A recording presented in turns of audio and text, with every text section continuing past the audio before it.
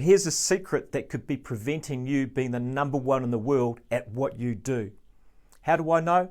A year into the business, I was at a sales conference in the US, and it was the last day of the conference. I happened to have dinner with an elderly gentleman who was wise beyond his years.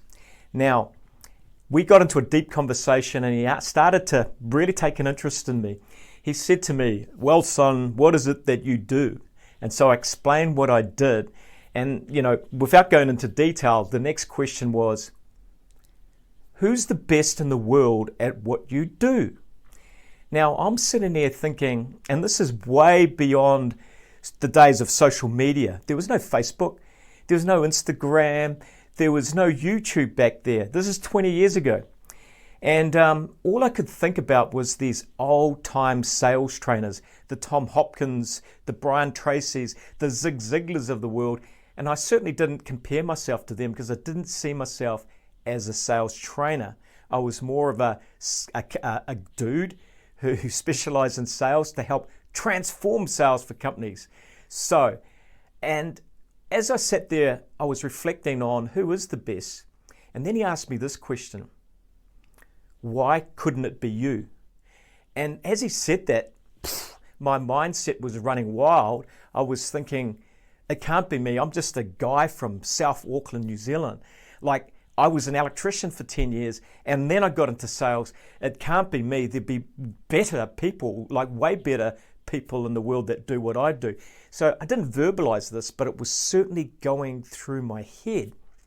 And then he said to me this: the only thing that's stopping you being number one in the world is in between your ears. And it was like, wow, that really resonated with me. And he said this: somebody has to be the number one in the world. Why can't it be you? Whew, this is pretty powerful.